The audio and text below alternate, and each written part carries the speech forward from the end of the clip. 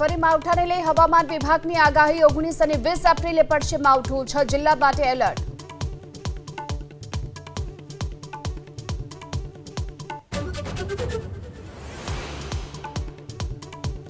સ્થાનિક સ્વરાજ્યની ચૂંટણીને લઈ ઉમેદવારી ખેંચવાનો અંતિમ દિવસ બપોર સુધીમાં ચિત્ર થશે સ્પષ્ટ।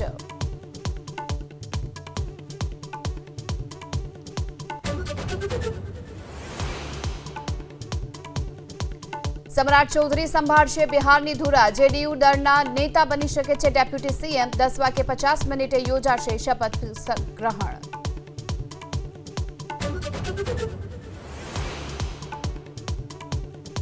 पीएम मोदीए डोनाल्ड ट्रम्प साथे करी टेलिफोनिक बातचीत। द्विपक्षीय सहयोग और पश्चिम एशियानी स्थिति पर चर्चा। होर्मुज खुलवा पर पीएम मोदीए मुक्यो भार।